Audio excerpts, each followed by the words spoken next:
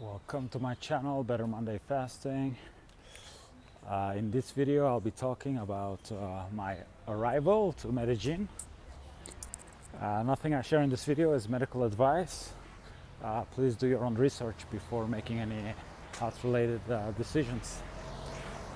So it's my 5th time in Medellin, Colombia, and I'm a bit nervous because I've never done a walking vlog in Medellin, and I think it's not the smartest thing to do.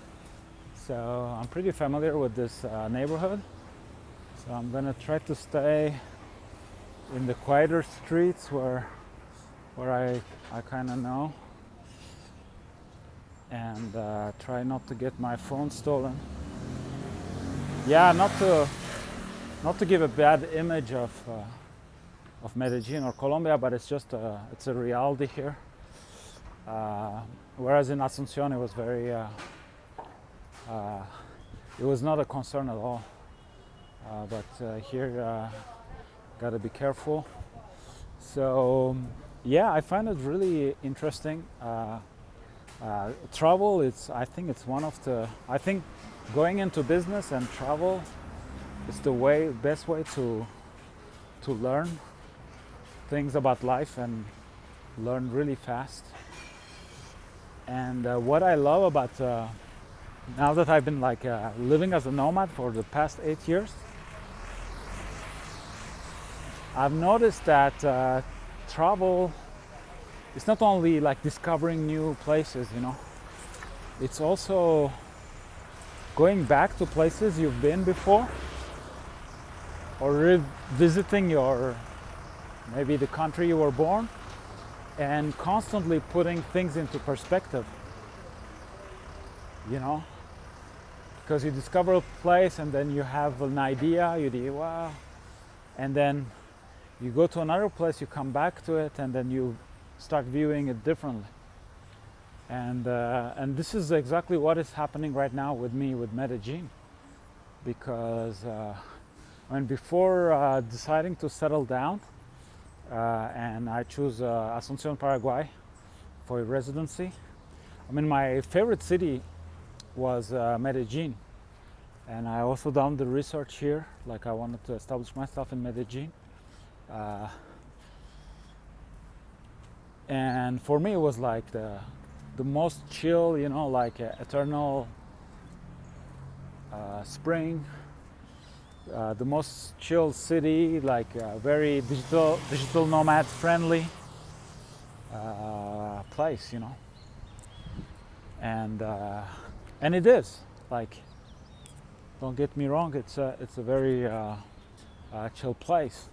But after spending 9 months in Paraguay, and maybe you've seen my previous video where I say, part of my brain is resting, even though I'm very being productive in Asunción. Well, now I understand it. So I came back. It's been a couple of days that I've been back to Medellin.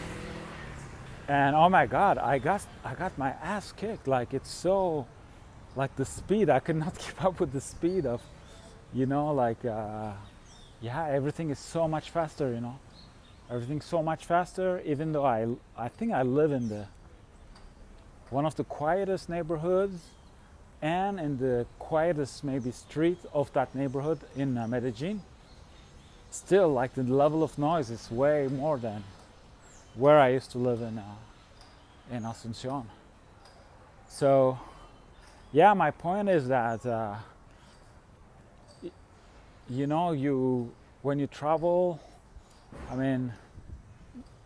you discover things, and somehow mentally you label them. You're like, okay, this place is like that, let's play. But then when you travel more and you come back to those places, well, you see that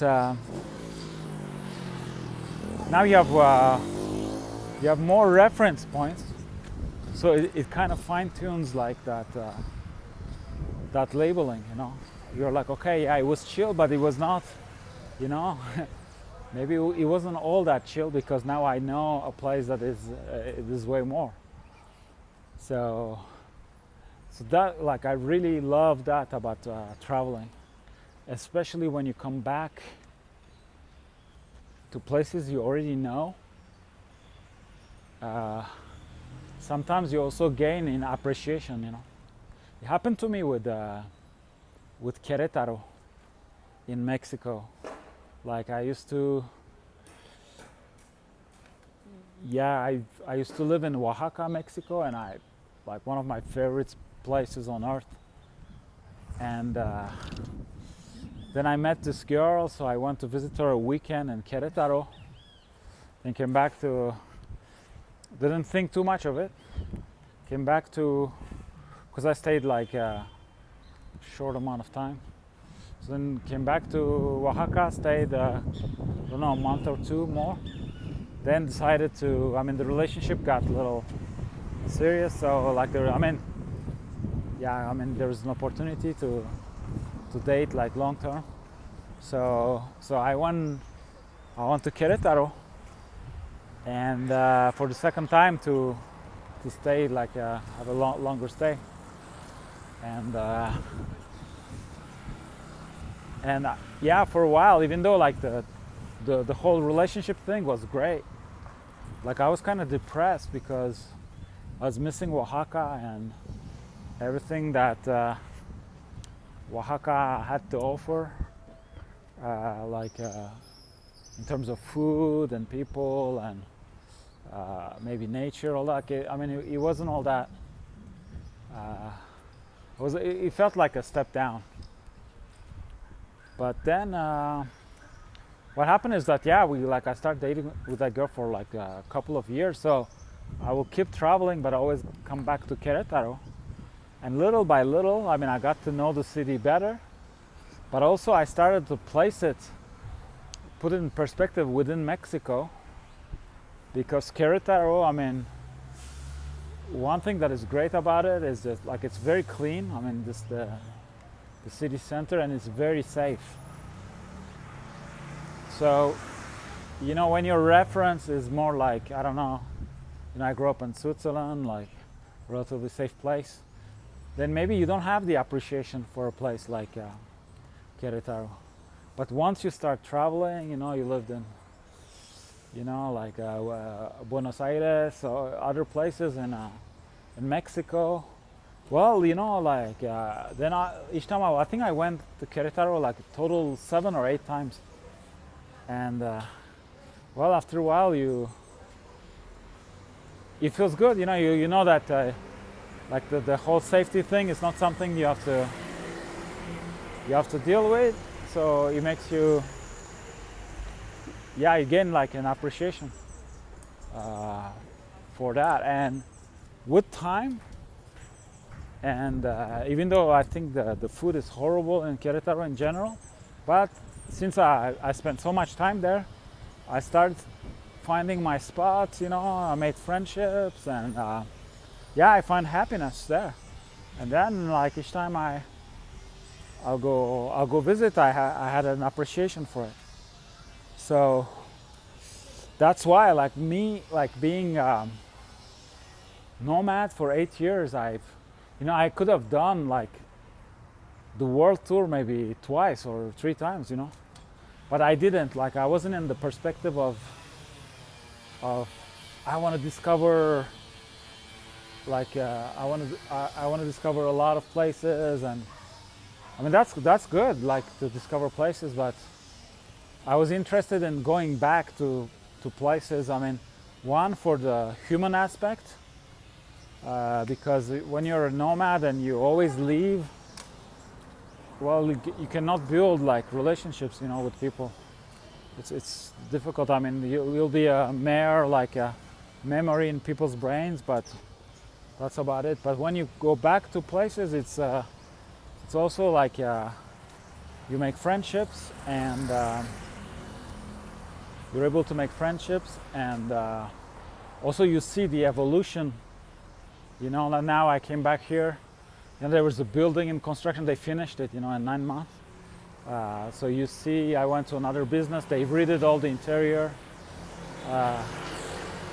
I went to my favorite coffee shop. None of my favorite baristas are working there anymore.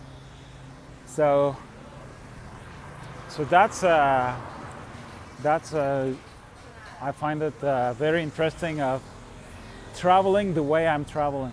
Kind of, and also now not only like this last move, not only puts in perspective. It puts in perspective Medellin, but it also puts in perspective Asunción, because like it kind of confirms that I made the right choice. Because before, I'm in my winter to establish myself was Medellin. I was really like, wow. Medellin, the greatest place to live. And now I don't. I think I'm gonna have a great time here, and everything's gonna be a lot of fun. But I don't want to say I miss Asunción, but I know that that's my spot, and I'll be really happy to go back and take. Take it back from take it from where I left it, So that's great. Yeah, it had happened with me when I moved to the U.S. I moved to the U.S. and I had it good in Switzerland, and so for a while, and it was hard. Like the first years, like in the U.S., I had some challenges, So automatically you might have that. Even though I never like missed like Switzerland, but it's just that I had lived there for 15 years, so you have your relationships, your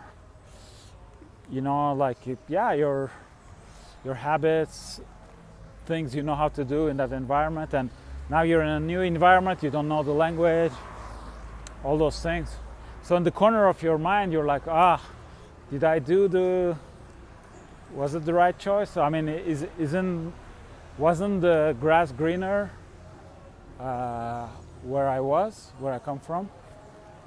And so in 2003, I went back to Geneva in Turkey, Turkey. And it was great. I had a great time. I recorded an album with the singer of my ex-band from Switzerland, Swoan, Swoan, if you want to check it out. And as you can hear, like there's way more noise in Colombia than in Asunción, and Asunción is the capital. And here we are in the quietest neighborhood of Medellin. But then, going back to Europe, it was like a 6-week trip. I spent 3 weeks in Switzerland, 3 weeks in Turkey. But then, I had a great time there and everything, but that trip made it like it cemented the fact that now my base was San Diego, So that's that trip. It was useful in those terms, because I went there and I even ran into my ex-girlfriend, and she was really she was really disappointed that I left, I think, and she was really cold. Like she was like, okay, good to see you. Kiss on the cheek, bye. And so then you see that, like maybe the things you might be missing, they don't exist anymore. It's like now the reality has changed, and you have your own reality, and to see it, and to see that even if you were to come back, you're not gonna take it from where you've left. You'll need to rebuild and all that. So, and then you're like, you put in perspective what you have, your current, situation, And in that case, it was the U.S. And you're like, wow, no, it's great. Like I'm at a great place. So, but to see it in real, having that trip makes it that it cements like your current favorite location. So yeah, so that's kind of my feelings right now. I'm really excited to be for the 5th time to Medellin, and I'm gonna try to make the most out of it. And I already look forward to going back to Asunción. Not that I mean the fear of FOMO, fear of missing out. Like I don't really like that concept. But with Asunción, I mean it's so great right now that I want to live like I want to live that period where things are building and like all the foreigners are interesting people. It's still below the radar, you know. I want to make the most out of it because it might not last. And that's one thing I learned in Latin America, is that things change very fast, because it's not only I mean every place has its evolution, right, with the locals, and like I mean life is a journey, and life is also a journey for cities, you know. So but in Latin America, the other factor is that there are a lot of Westerners that are, because the West is collapsing, so a lot of Westerners are looking for alternatives, and they have resources, their money is worth more in certain areas, so they affect that evolution. I mean, I'm part of it, so I cannot. I mean, I'll have to start by blaming myself. I'm part of that movement, even though like the fact that I've been here like 8 years, and I speak fluently Spanish, and maybe since I look kind of Latino, and I don't know, sometimes I feel like even though I'm not even a citizen of a Latin American country, but sometimes I have a nationalistic reflex. Like when I see foreigners that are not behaving good, I have that inner reaction as if I was in Turkey, you know, and foreigners were not respecting my country or something like that. So it's very interesting, because when on paper I'm also a foreigner, you know. Now I got residency, but I think I developed this way of like belonging, and wanted to protect. I mean, wanted to protect the good vibes, and also, you know, growing up as a Turkish Muslim immigrant in the West, I know that when there are a few of a specific group start doing bad things, then we're all judged, you know. So that movie, I've already seen it. So that kind of like also the fact that I want the foreigners to behave good in Latin America, it's also selfish, because, you know, once it makes us all like a bad reputation. The very few that don't respect the locals, the local customs, you know. So it's like a defense mechanism, but it's funny to not be a Latino and be sometimes more, I have to be careful to choose the words, but to be more nationalistic maybe than the real locals that are more open to the foreigner, you know. I was avoiding foreigners for 8 years. I mean, recently I started opening up. I mean, I will purposefully choose like neighborhoods that where foreigners wouldn't live, you know, because I'm like, you know, I speak Spanish, I look Latino, like why? I don't need that bubble, you know. And it worked really well until recently. As I mentioned in my previous video, I kind of fell naturally in this like French-speaking immigrants in Asuncion, and the people, yeah, the quality of people and amazing. And also we are all, like all the people I met, we are all happy to be there, and we understand the value that what's going on is great, you know. It's so precious, you know, precious,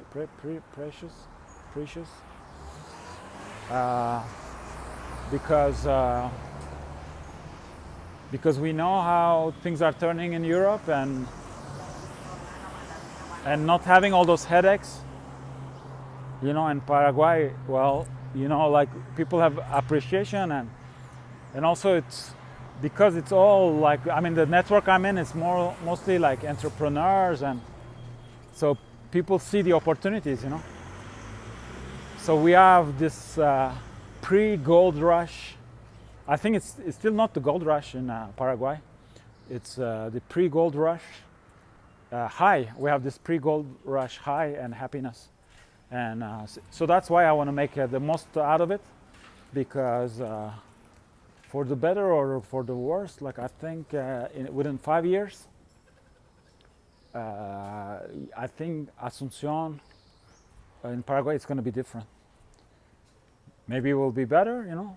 Maybe it will get closer to that sweet spot where it's still chill, it's still attracting the right people, but maybe we'll have more infrastructure and maybe more products, like things like that, or like more services. So to see, I hope it's never gonna turn into Bali, even though I never been there. But I mean, I can kind of get the idea, or a little bit Medellin too. You know, like, oh my God, there's a beautiful board here. I don't have to see. Yeah, that's what I love about Latin America. I mean, we're in a big city, but you have, sometimes I see parrots. I mean, there's like this, like being in the jungle feel, even though you're in the city. And in Medellin, we have like beautiful trees, beautiful trees. I don't know, there's one here, but it's not maybe the most, like I will show you, like, I mean, they're like centenary, like huge trees, and it makes the city like green, and it absorbs like noise and the stress, you know. So that's why, like in Medellin, like in comparison to a big city, you don't really feel the stress. That was my opinion for a long time during my first 4 visits. But now that I experienced Asuncion, like long term, because that's the thing, because I already done a back and forth Medellin Asuncion. But last time, my first visit, I think I stayed March, April, like 2 months. I only stayed 2 months in Asuncion. And yeah, I didn't have that shock when I came back, because I was more, I think I had, like, percentage-wise, I had stayed more than in Medellin. So I didn't experience that shock. But after 9 months straight in Asuncion, and I lived through the winter, through the summer, and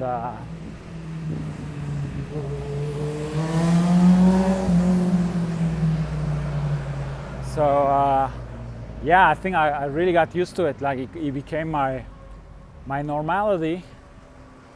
And when I came back here, it was like, oh my God. And this is Medellin. I mean, what if you live like over a year in Asuncion, and then they drop you in the middle of Manhattan or Tokyo? I think you might you might get into a coma or something, like, because I mean, this is not even Bogota, or this is not even Buenos Aires. Even though Buenos Aires is a huge city, yeah, that's also something interesting. I mean, it's like a 15 million, and like sometimes it can get like little aggressive, but you have a lot of neighborhoods that are chill, and also you have all this like amazing huge parks.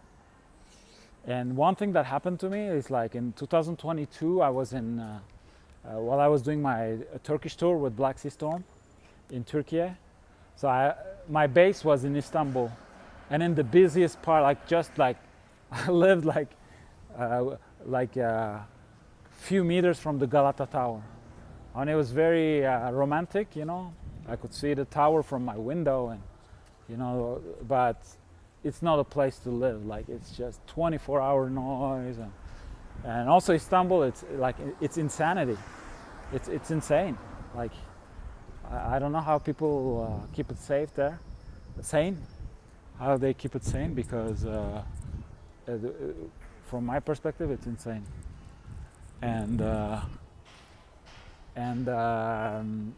So back then, I still had my guitars and my heavy belongings in Buenos Aires, and so I went on a trip to get, because I had a really hard time paying that storage. I mean, all this effort and money for nothing when I think of it right now. So I flew over there, get my belongings. I gave some of my stuff to, I have a really good friend there. I gave all the useful stuff to her. And I took like my guitars and went back to Turkey. And then so the interesting thing was that, you know, after like the Turkish tour and like the, you know, spending so much time in Istanbul, well, going to Buenos Aires was relaxing. You know, that's like in Latin America, if you say that, like people might not understand you, because when you say Buenos Aires, here it's more like it equals like stress, big city, you know, like all the annoyance that comes from a big city. But when you go from Istanbul to Buenos Aires, I mean, it feels like you're on vacation, you know. And also, it was the winter time. No, it wasn't the winter time. It was like almost spring, but it was like still cold, and it was the fall in Buenos Aires. But like spring and fall are in that region, they're very long, you know, and the winters are pretty short. So yeah, that was an interesting observation. You know, you go to Buenos Aires to relax. You like really felt, and I was also on the edge. I was in Palermo, called Chacaritas. No, I forgot the neighborhood. It's on the edge, so it's really chill. Like you can access Palermo, Hollywood, pretty easily. But you don't live in that madness. Like it's really chill, like a good. I was lucky to get a good apartment, and back then it was the dollar, when you exchange it in the blue market on the street, was like the double. It was like the double of the amount, and there was this one butcher that is in that neighborhood. It's like super renowned. Like you'll have like lines. Like already meat is good, you know, and like it's world class in Argentina. Then imagine now you're in Buenos Aires and you find the most boutique butcher. So it's like, you know, and that butcher, he opened a restaurant called Kanka,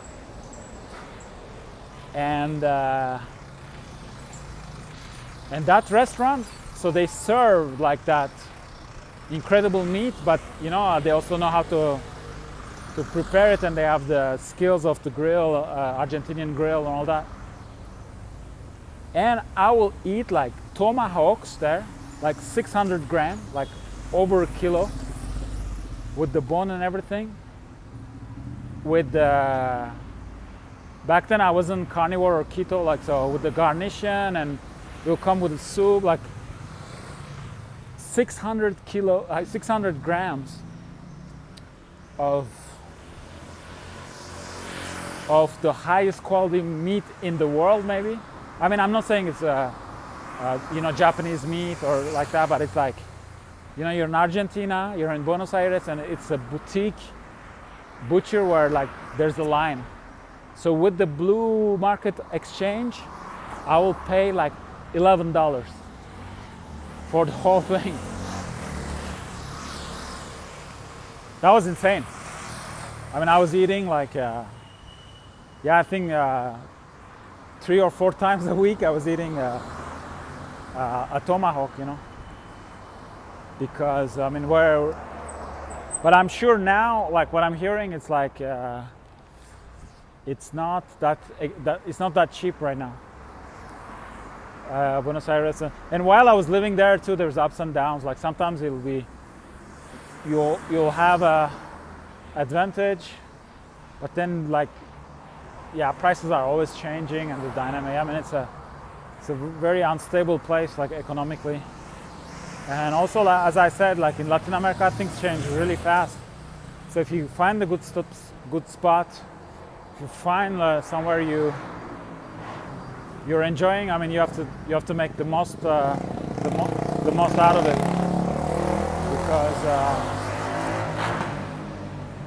because it might not last forever, So it's a different rhythm than more established like Western cities, and so far so good. I didn't get the phone stolen. Touching wood, evil eye and all that. But I'm not going to relax too much because, it's just the reality here. Even though this is my favorite neighborhood. It's Estrado. There's like the Estrado straits. In Colombia, you have the neighborhoods. They're classified. Neighborhoods are classified. I want to show you a car here. Beautiful car. Yeah, neighborhoods are classified from 1 to 6, and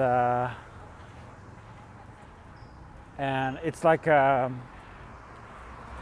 6 is the best, and 1 is the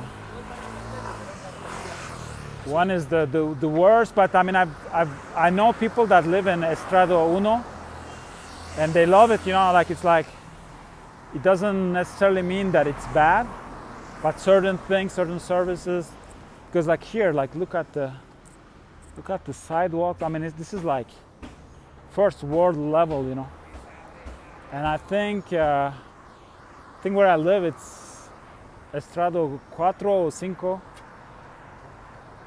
and maybe here it might even be 6. Like I'm not 100% sure, but so I don't know if I can show you you have really nice brick buildings,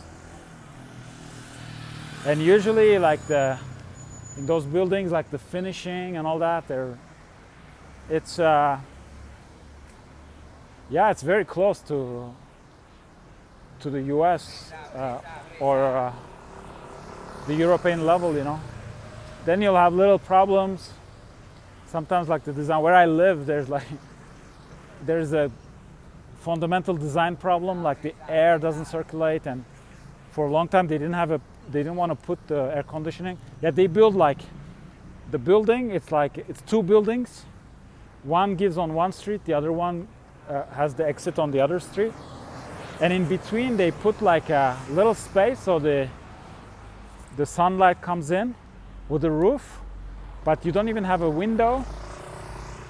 I mean, there's just like holes for air to pass, but it's just that the air doesn't circulate, because it's not a setup where you live in a building with windows on both sides,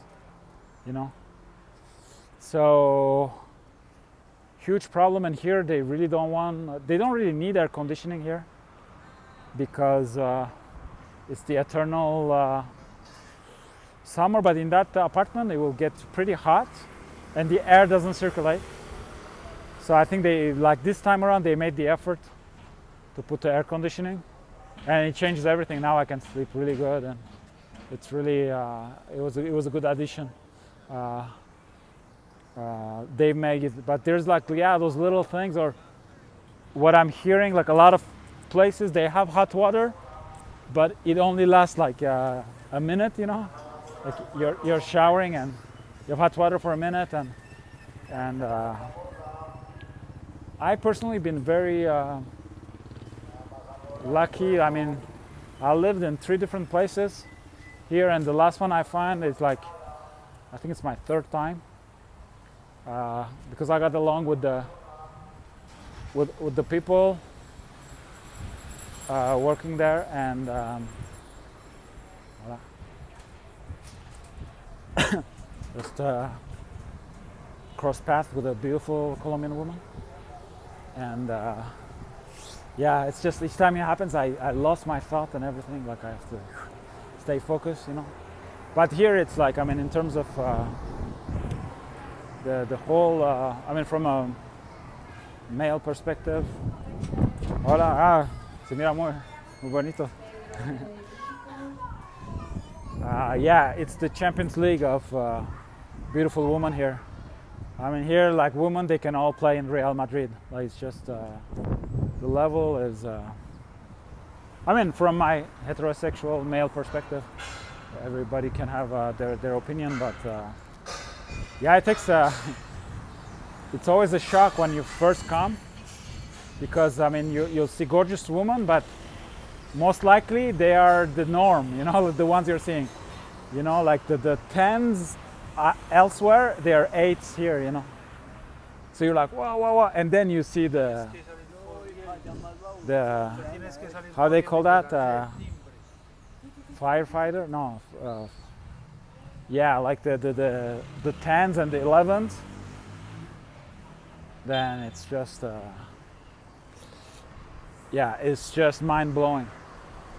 The level of beauty and how it's, I say it's very democratic how the beauty is,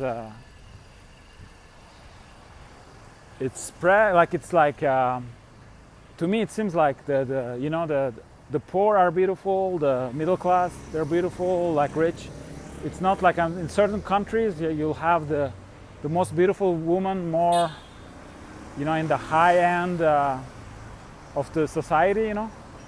I mean, it makes sense. I mean, you know, because, you know, in a more, you know, patriarchal society, the rich man, well, now he has access to beautiful woman, and now they can have beautiful children that are gonna also marry beautiful people, and, you know, like kind of makes sense. But to me, it seems like in Medellin, it's very homogeneous, you know. And so the first shock is like when you arrive, you're like, you cannot believe, like it's like are they all models, you know? And then the second shock, it's like when you leave and you go to a normal place, then you find every woman ugly for 3 weeks, you know. That's the reality of Medellin. I mean, there's something here that makes that yeah, women are beautiful, and also fruits and, you know, coffee. I mean, I think it's a special place, you know. It's on the equator. There's only 12 hours of daylight, 12 hours of darkness. Yeah, there's something going on. Like the climate doesn't change too much, and to me it feels like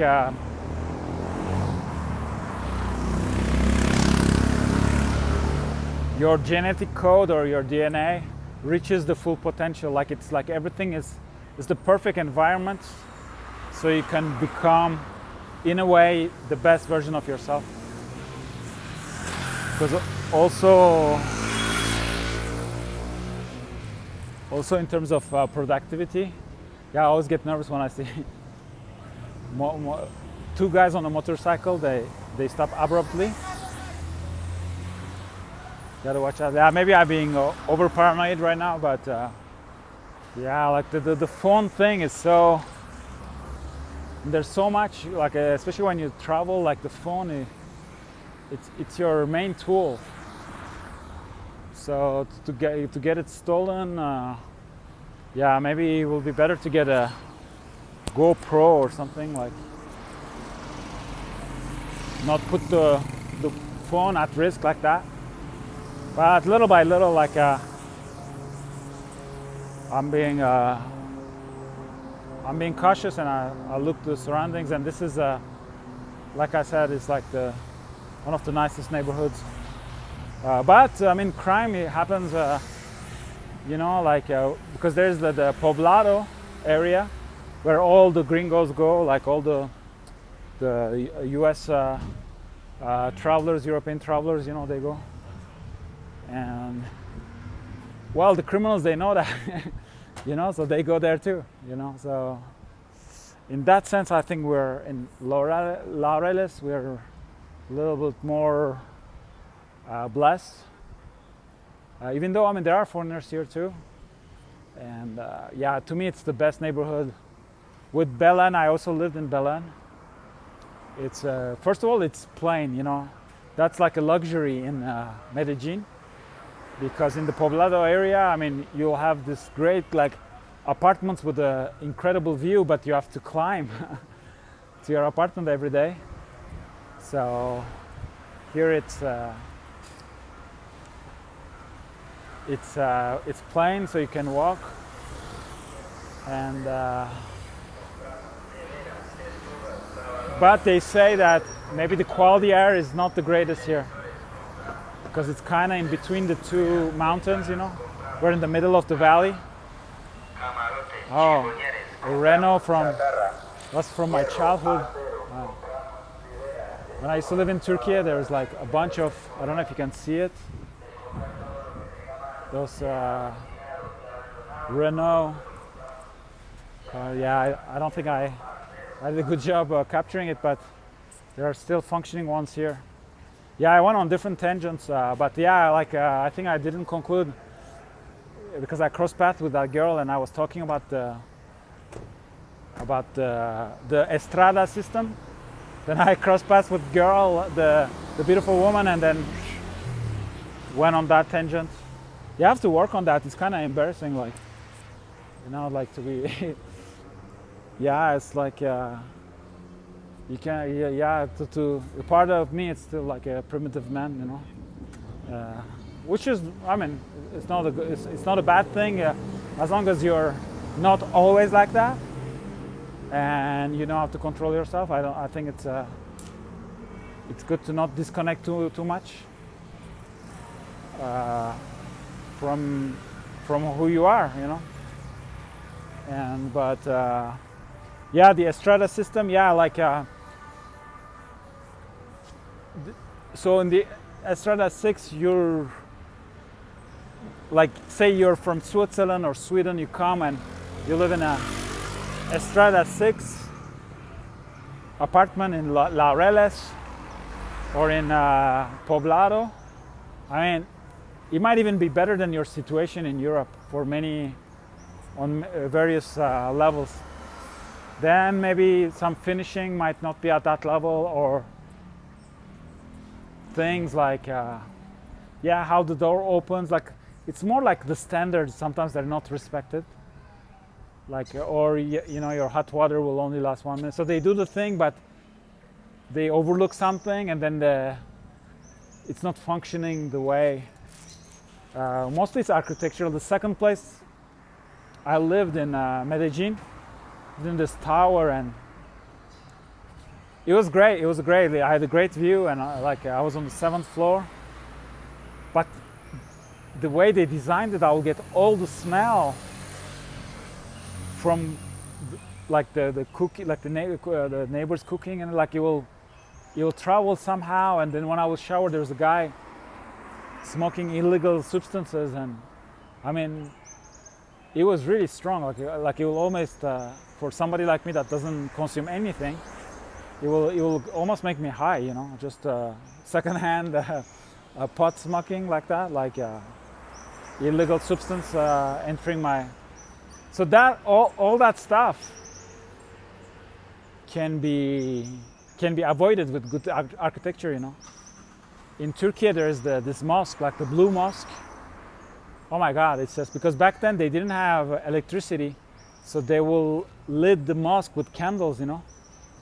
But then the candles they produce that dark, like a sui, I don't know how to say it. You know, you can mark the walls like really bad. You know, and it's a beautiful mosque with tiles and everything, you know, like. So the solution they found, it was like they built this room on the top of the mosque, like this little room with a little hole, like for air to enter. And it's amazing because the entire mosque, like it's clean, and that room, you got all the walls are black, you know, pitch black. So they find the system to get all that it's not smoke, like there's a word for it, like I don't know, it's sui, or like I don't remember the word, I apologize. But get all that deposits that is transported by air from the candle to that room.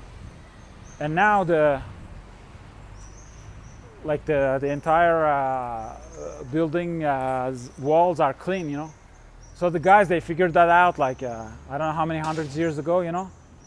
So I think, you know, an architect in Colombia in 2025, he can figure it out too, right? Like, but they don't have the know-how, or they don't want to spend, or it's not a problem for them. Like in the place I live in, Asuncion, is like one of the best places I lived in. Hola.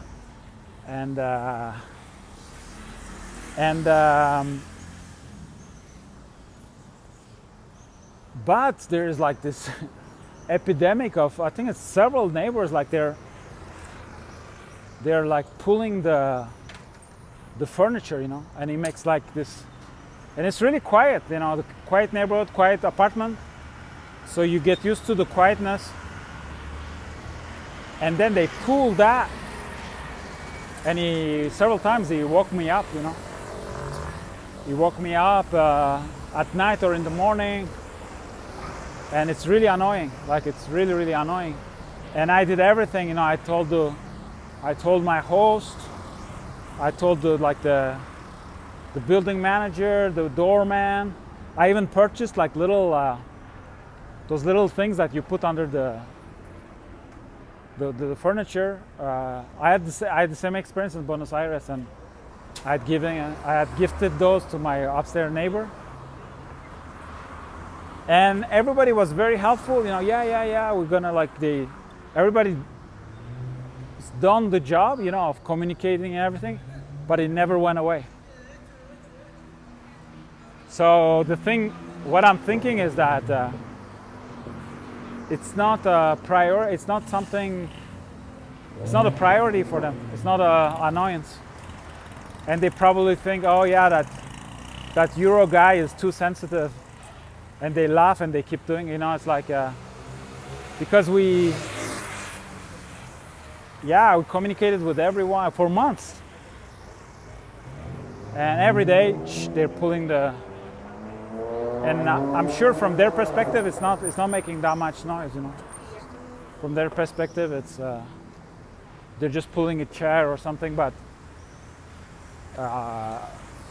from my perspective, it was a big annoyance. But couldn't solve the problem. Couldn't solve a lot of emails, and once it was funny. Like they forwarded to me like.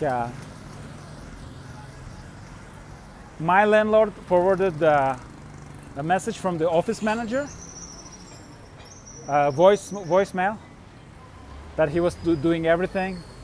And the office manager, no, the building manager, he was referring to me as the French guy. Oh, señor francés. and then I was like, why is he referring to me as the French guy? And then I remembered, because each time they will pull the furniture, I will cuss in French, you know. You know, it's like that's like when you're multilingual. It's like you do things. For example, I always count money in Turkish because I think that's the language I learned how to count as a child. But when I miss a goal or I'm like pissed, like I used French. First of all, like it works really well, like to insult somebody or like to show that you're unhappy with the situation. It's just to complain. You know, it's the language of to complain is a great language. So I think they're like, yeah, it must have been really funny, you know, like they're pulling each time they're pulling those furniture, not thinking much of it, you know, being like, okay, this is normal. I'm just pulling my chair. They're hearing like a guy yelling in French, all the cuss words, and they, like I can picture the Paraguayan guy, like he's not getting it. It's like, why each time I pull the chair, I hear French, you know, I hear it yelling in French. Yeah, it was kind of funny, but yeah, now I'm talking with the landlord because I want to rent that place, but outside of Airbnb and long term, because I love it. Like it's my favorite neighborhood. It's close to everything. I have a routine where I can walk. I don't need a car. So I'm kind of negotiating right now to get that place. Maybe rented long term. But if I do, I don't know, I think I'm gonna post. The next thing I want to do is like post something in the elevator and put an envelope with the things to put under the But I heard that was like really, because I gifted to the upstairs neighbor those little things and they didn't accept it. They're like, no, we don't make any noise. They didn't accept it. And a Paraguayan friend of mine, she told me that that's in the Paraguayan culture, it's a little rude, you know. It's like I gift you a deodorant, you know. It's like they take it like that, you know. You know, they take it as through a gift, a criticism. But I'm more pragmatic, you know. It's just like, you know, because if you destroy my sleep, it has this like domino effect on all my life. So it's like, sounds like a little detail, but it's more than that. So for me. So yeah, if I go back there and this is still happening, I'm gonna be a Karen. It's my turn to be a Karen, like after suffering all my life from Karens and hating that situation, it's my turn to be a Karen. But for me, I'm all like, you know, try to get the most out of every investment I make, you know. It's just like, because I can also, I've done it through this journey a lot of times, like I'll stay at the hostels and stuff, you know. And it's cheap, it's great, you meet people, but you don't really rest, you know. Like once I stayed 2 months in a hostel in Guatemala, oh my God. It was, yeah, it's just every day you have people coming in and out. Like that's the difference, you know, when you live in an apartment with long term, even if your neighbors are making noise or, you know, you adapt. You're like, okay, he puts the blender in the morning before going to, he plays the trumpet at night, and then you do your things at a different moment, and then you adapt. But when you live in a hostel or in Airbnbs, and around you it's all Airbnbs, well, you have people coming in and out, and people are different, you know. Like I had this one neighbor in Asuncion. He was so annoying. Like he will talk to his girlfriend all day, and I could tell, like he spoke a little bit of Spanish with the U.S. accent, but I could tell it was all about money. It was like the girl, I think she was trying to, oh yeah, and my mom's hospital bill, and when are you gonna send, you know, like I think he got tricked, and he was all in love, you know. So I kind of felt bad for him. And so there was all the noise annoyance, and then he will smoke something that I don't know what it was on the balcony, and he will enter, well, he will annoy me when I was on the balcony, but also my sleeping area and stuff, like that thing will, and it was a big annoyance. And then after them came like locals, like a couple, and great. I mean, I usually fear couples because it makes a lot of noise, you know, always talking, fighting, sex, all that stuff. But them, they were, I mean, it was almost like they weren't there. So yeah, it's very, I think it's like it's the nature of people, and also cultural.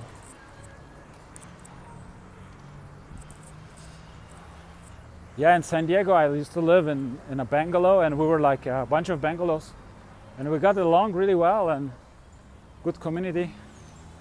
And but then they moved. Also really nice people. There's like this couple, and sometimes their parents will come.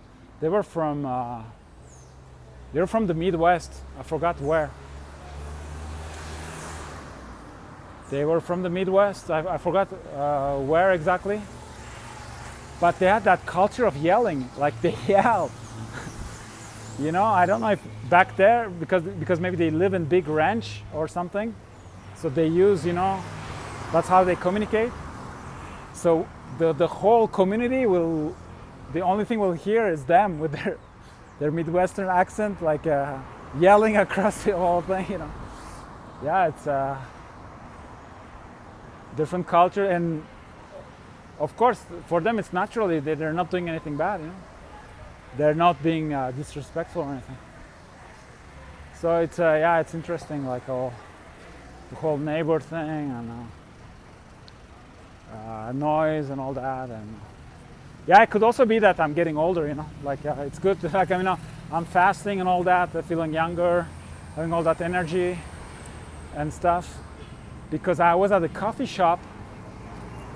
And there was this girl working there. She was from Buenos Aires. So since I lived there, so we connected a little bit, you know, hey. And she was really missing it, you know. She's like, I really miss it, and you know, there's so much to do and all that. So that was in Asuncion, Paraguay. And I was like, how can you miss Buenos Aires, you know, like, you know, that place is so stressful, and like, and yeah, I just crossed the street really fast. And then she said, I was like, I said, I'm really not missing it, you know, like, I'm so happy to be in Asuncion. And she straight like said, yeah, it's just because you're old. I was just like, oh. Because I was talking to her, and then she kind of looked like she'll be like almost like 30, you know, like I saw her as but I didn't really think of the age that much. But then she told me that she was 20, like she's 20 years old. Yeah, then it kind of makes sense. And then yeah, maybe there's the age factor, because even in Medellin, you know, like I'm like, wow, Laureles is so cool, like everybody's in Poblado. And for me, it's not attractive at all, like Poblado.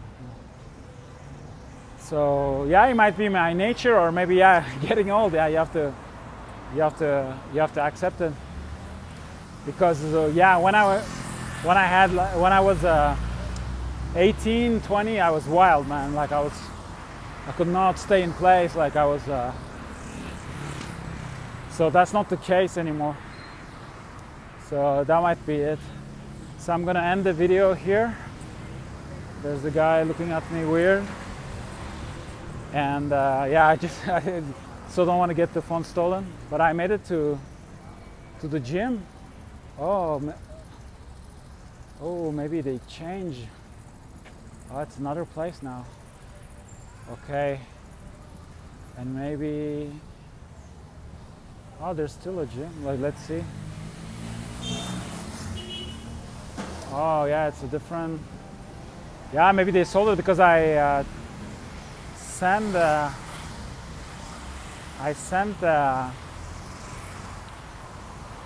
text message to the guy who